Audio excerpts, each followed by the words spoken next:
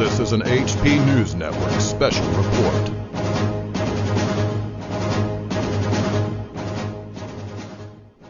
Okay, YouTubers and anti-nuke activists, welcome to another HP News Network special report. This is your host, Patrick Penry.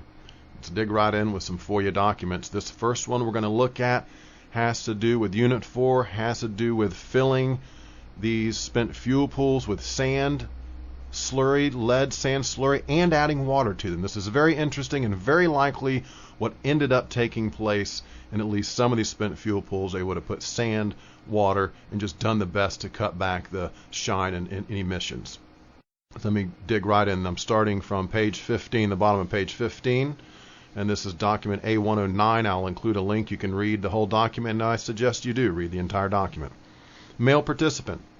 So what I'll do with this, I'll turn this over to Mike, reactor safety team, and ask him to evaluate this about the advisability of using sand versus water based on this review. Male participant, yeah. Male participant, speak of the devil. Male participant, speak of the devil. Male participant, oh yes, no, that's what I wanted to inaudible, but thank you for inaudible. Parentheses, laughter. This is what our colleagues from Naval Reactors sent, David. Okay, and this is about whether you stick sand on it or not. Okay, so for Naval Reactors is sending him some information about whether you should put sand in these spent fuel pools or not. Later they'll mention spent fuel pool number 4. Just hang in there. This is what our colleagues from Naval Reactors sent David. Okay, and this is about whether you stick sand on it or not. Male participant. This is male participant. They had talked to me and said they were going to send us an analysis to say the, sand versus water argument. This is their technical argument about this. And if you read it, I think it's sand. So, but it says sand first and then water. Inaudible. The spent fuel pool bundles with inaudible. 2, deliver inaudible poised to prevent criticality. Cooling water is bundled, so there is inaudible. So what we might want to do, I had asked, we've got to evaluate this, and right or not, and if necessary, try to procure the sand. Put the sand in first, then the water. Female participant. This is what we came up with. We have a NUREG that inaudible says that this is what we've had. That's not new information. And let me remind you folks, let me cut in here. NUREG is a series of manuals, is my understanding, that the NRC and other people can refer to. I don't have access to all their NUREG manuals. Maybe they're logged somewhere. I just don't know where they're at. But in these manuals are kind of the physics and the calculations of if, then. Okay, if something happens, then what are the results? And they kind of go in and try and give you an idea. They'll say if there's a station blackout prolonged and you have no cooling, it's X number of hours before you have this particular effect, breach of containment, Y number of hours before the spent fuel pool runs dry, and you have a Zerk fire, so on and so forth. That's what these NUREG manuals are, to my best understanding. Okay, to continue from the document. Male participant, right. Female participant. Also what our fire people have been telling us every day, saying that male participant. The key word is female participant. This is analysis that we did for decommission of the spent fuel pool. And that was what the answer was, sand. And it's not like male participant. And it's not like there's not sand around there that inaudible. Male participant, yes, probably inaudible. But our reactor safety people have to come up with a decision about yes or no. Male participant, well, yeah, I mean, if you guys are doing this and then we're saying sand is the right thing, then maybe. Male participant, well, no, it's not sand. Female participant, this is in the interim. Male participant, it's sand, then water. Female participant, then water. Male participant, and what inaudible is that? Male participant, and it's what we've said. Female participant, we've been saying it for 3 days, that we need to get sand. Male participant, over top. Female participant, over top because it smothers it and provides shielding. All male participant. Have we heard back from the folks over in Japan about that? Inaudible. Checking back in the log to see if there's any. Male participant. When we left this morning, Moniger had gone to meet with Inaudible at TEPCO to talk about the Inaudible after we left shift Inaudible. Female participant. That was the list we put together at 6:30. Male participant, right. Female participant this morning. Male participant. So you know what? You understand what? Female participant, sand, clay. Male participant, project. Male participant, right. Female participant, sand. Male participant, exactly. Male participant. And if it's sand, then you've got to get the sand there. Male participant.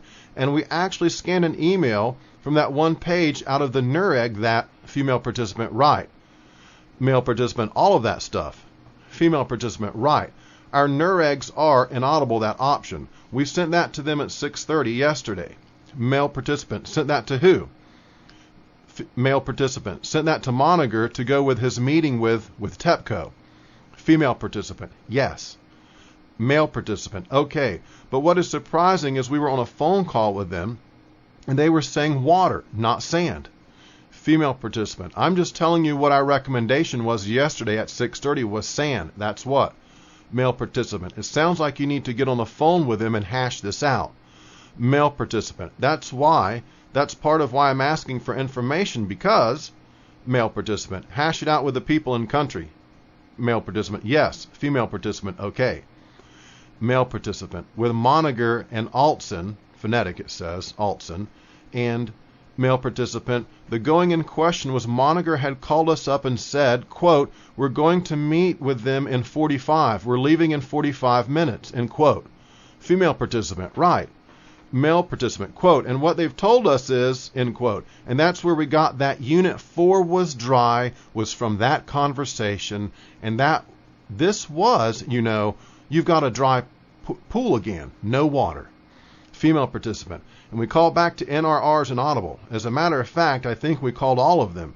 We robo-dialed them yesterday, and every single one of them, the first thing that came out of their mouth was, quote unquote, sand. And that's also consistent with NUREG 1333. That's the manual I'd like to see, ladies and gentlemen. NUREG 1333, which we have, but it specifically deals with disasters for spent fuel pools. I mean, I like that analysis, but that's not telling us anything we don't already know. Male participant, and we use this as confirmation. Female participant, right. Male participant, well, the question is, it's great that we're working on these pumps in the water and boron, get somebody working on sand. Male participant, right. Japanese, inaudible. Female participant, that was our next inaudible is call and. Male participant, and you need to get sand. Okay, and that's where I stop on this reading. And I want to back up just a little bit here. Let me scroll back up my screen. I want to read that to you again. Male participant. He's referring to John Moniger's statement. He's spoken with John Moniger. They've heard him on the phone. And Moniger is embedded with TEPCO officials. He's very close in. He's hands-on, hearing it directly from the TEPCO guys. So this call is in question. What Moniger's telling them, he's going to a meeting, and here's what's going on. He says the going in question was Moniger had called us up and said, we're going to meet with them in 45, TEPCO and other officials, and we're leaving in 45 minutes. Female participant, right. Male participant. And what they've told us is, quote, he's referring to Moniger saying this, and what they've told us is, and then this guy goes on to say, and that's where we got that Unit 4 was dry, was from that conversation. And that this was, you've got a dry pool again, no water. So that's what this whole thing is about. They know that pools run dry early on. This is the 17th. They're delaying, they're stalling, they're dragging feet because these guys are like, hey, we need to get sand. What are we doing? Let's acquire the sand. If we're going to do sand, let's get to work on it, because time is of the essence here, folks. So I certainly hope you see, again, this is clear indication consistent with everything else we've seen. Unit 4 ran dry, and not only ran dry, but it was damaged to the extent that they're not just kind of considering sand. This is pretty much looks to me like they're definitely going to do sand. And it seems to me like the process is, I'd like to read this NUREG 1333 manual, but it seems to me you fill it with sand and chunks of lead, and then slowly you add water. There is plenty of discussion in these documents that if you just pour water on that heated fuel, on that pile of rubble, you're going to have an incredible source term. In other words, an incredible emission of radioactivity will be released. So this NUREG manual is kind of giving them advice. Now there's covers over these pools now, and I put it to you, they could have debunked me a long time ago. They could have debunked Hattrick Penry on this one a long time ago. Of course, I'd be happy if they did. That would be great news to know they really are removing the fuel out of Unit 4. But I just have seen zero zip indication of that in these documents at all. John Monagher, embedded with TEPCO, is giving us the straight dope, as they like to say it these days, the truthful, accurate information directly from TEPCO. Fact. Okay. Now, throughout this reading, I'll be flashing some TEPCO pictures of the damage of the units at Fukushima. That's appreciation to Miss Milky the Clown, who posted up a link to that. I was able to go in and grab some really nice visual pictures for you guys to really look at and just get an idea of the colossal scale of damage, the irretrievable level of damage at Fukushima when you consider a 46-foot tall wall of water slammed into the facility. And I found evidence in these emails where they discussed that fact that TEPCO measured a 46-foot tall watermark on the Unit 2 building. Okay, we're looking at a document now that is from Sunday, March 20th, 2011. Sunday, March 20th, 2011. I'm reading this one because recently, as you guys know, I'll include a link to this story. This case of the Navy sailors has been thrown out of court as they're trying to sue TEPCO. I have multiple documents that indicate Navy, NRC, some of our guys may have been involved in a little bit of a cover-up, and the new conditions were much worse, but downplayed, bungled modeling, intentionally downplayed modeling, and left our sailors in harm's way when they knew they should have moved them further distance out of the way. And the fact they got sick kind of proves it, okay? So this document right here, please read it in its entirety. There's a lot to take out of it. I just want to read you this one section and kind of give you a feel for how they don't want to move Navy ships. They know if they have to move a bunch of these ships out of the way to the degree that they should, it would be absolutely indicative as to the severe nature of this particular accident and the fact they knew it this early on. Okay, so remember that any real major warning or alert in the United States, any real movement of Navy ships out of the way to any degree would have been very much indicative of the true nature and true status of Fukushima after the tsunami. Okay, from the document. Marty Virgilio, hey, sorry to bother you. And Charlie's on the line too. Charlie Miller, hey Mike. Mike Weber, hi Charlie. Marty Virgilio. Based on my discussions this afternoon, as I was coming in with the chairman's office, and Josh Baskin in particular, Josh has expressed on behalf of the chairman an interest that we engage at a high level, and I'm thinking that's either the office of the director or a DO level, at a White House hosted meeting tomorrow at 8:30 to discuss what are or what should be the assumptions that we're using for the calculations on consequence. And I just wanted to, Mike Weber, in terms of the source terms or the Marty Virgilio, yeah, and we've been working. I should mention now a source term in case you aren't familiar with that term, can be a source of radiation, a source of emanation of radiation. So keep that in mind. If they say they're modeling on 4 source terms, it could be 2 reactors and 2 spent fuel pools or any combination thereof. But 3 source terms would be radiation emanating from 3 places, 2 would be from 2, 1 would be from 1, so on and so forth. Mike Weber, in terms of the source terms or the Marty Virgilio, yeah. And we've been working for the last couple of shifts just trying to figure out how to approach this. I think we've on an approach now where we're giving sort of a realistic worst case given the situation in spent fuel 2, spent fuel pools 3 and 4, and then the bounding worst case, which could include reactors if things go wrong. Mike Weber, right. Marty Virgilio, redacted. And Don, read me the long list of people that are going to be there. Right now we're lined up to send a technical expert, but the chairman's office is asking if we can, plus the technical experts, plus a senior level management, to go nose to nose with Aoki on a position that we believe is the right position in initial conditions and assumptions for the analysis. Let John give you just a little bit more of what we're doing on the approach. John, hi Charlie, Mike. Charlie Miller, good evening. Marty Virgilio, we've been in this ongoing back and forth where we've had, dare I say, criticism. I'm trying to be nice. Some real angst, apparently by folks, about what went into the source term, why we made that assumption, and while we have tried to patiently explain it back and forth, there seems to be at least still some mixing of what we did as a realistic worst case which has some of reactor 2, all of spent fuel 4, and half of spent fuel 3 in order to try to do our protective action. That was the base for the press release that went out on Wednesday. Okay, that's important. That particular scenario was the base of the press release that went out earlier in the week on Wednesday. This particular document is from the March 20th. Okay, so, and on that initial one assessment that went out in a press release, he's saying some of reactor 2, all of spent fuel 4, half of spent fuel 3, in order to try to do their protective action.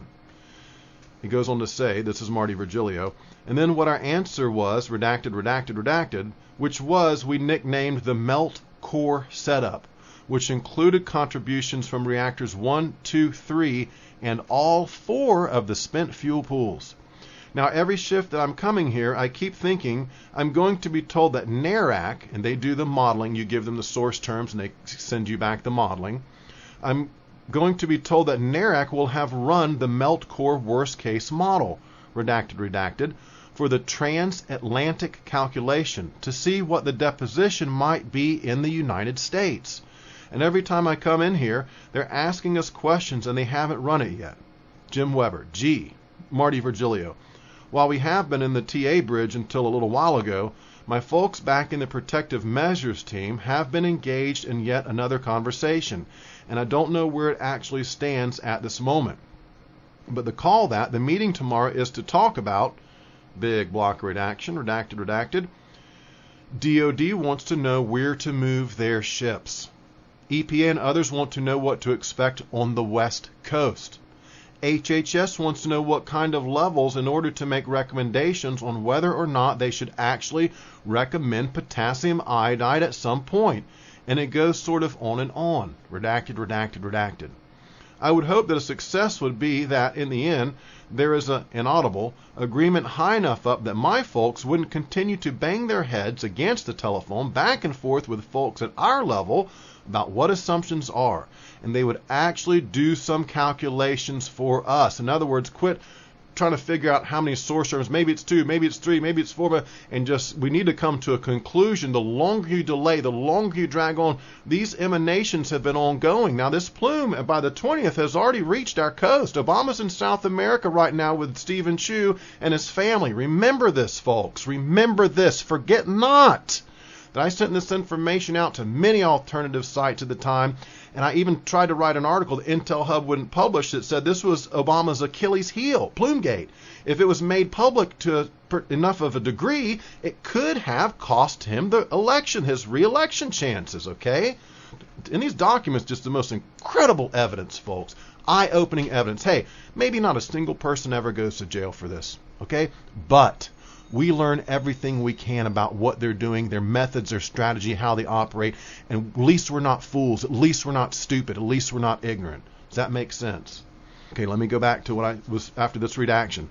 I would hope that a success would be that, in the end, there's an inaudible agreement high enough up that my folks wouldn't continue to bang their heads against the telephone back and forth with folks at our level about what assumptions are, and they would actually do some calculations for us. That's the model of success, was exactly what was communicated to me by Josh from the chairman. Mike Weber. Marty, has anybody spoken to Steve? Marty Virgilio. Aoki? No, I don't know when the last time. Aoki has been a couple of the calls that we have been on from the protective measures team area, as we have explained what we were doing and the process that we were going through. Mike Weber. And Don, redacted, Marty Virgilio. We have provided him at least 3 and 4 times that I've been personally involved in. Charlie Miller. Mike, redacted. Mike Weber, redacted. Charlie Miller. Yes. Mike Weber. So he knows about that request. Charlie Miller. Right. Now, but as I remember, he was waffling on what they wanted him to do there. Waffling is not the right word. He seemed to have angst about doing that. So maybe that's what's holding this up. I don't know. Mike Weber. Yeah. Marty Virgilio. Big block redaction. Redacted. Marty Virgilio says, can we just get one worst case and put it on the shelf? Marty Virgilio. Right. Charlie Miller. Right. Marty Virgilio. Right. Charlie Miller, and if something's changed and that's not what they want, okay, but we all need to be aligned on what it is we're trying to achieve. Mike Weber, when was the last time we spoke to Steve? John? Marty Virgilio, Steve may well have been on the call that my protective measures team folks have been on for the last hour. Marty Virgilio, oh, okay. John, he was on the email that set up that call that started at 7:30. I've been in here with the ET executive team as we did the press and the TA brief, so I have not had a chance to find out from my folks what the latest was in that phone call. Charlie Miller, if you're getting angst about moving naval ships and things like that, the worst case scenario isn't necessarily the one you want to run. Marty Virgilio, right, Charlie. This is what we're all thinking, that there's, you run at least 2 cases. Okay, I'm going to stop the reading on that particular sentence right there. And as you can clearly see, just that last little bit really sums it up. It really sums it up. I suspect there's a high level of negligence, maybe even an actual active cover-up. And if you look at these documents, what the feel you get from it is they just don't want to move Navy ships. It doesn't matter what reality is. It doesn't matter what the real assumptions are or the source terms or being realistic. They just don't want to move the ships. They just want Obama to be able to say harmless levels. And in order to do that, you have to play with the modeling. You have to subvert it, downplay it, intentionally bungle it, delay modeling. I've got a whole list of ways you can cheat and get around that. And that's what they did. I've proven this in my book, Something Wicked This Way Comes, completely free to everybody. Okay, that brings an end to another HP News Network special report. I appreciate you joining me. This is Patrick Penry, over and out. We need to get subscribed and get this unity stronger and beat YouTube at their own game. Okay, that's what this is about. Like I say, go to the Remix button, hit the Remix button. That way you'll have this video and keep up with this. Otherwise, YouTube's just going to control us, guys, and it's really bad.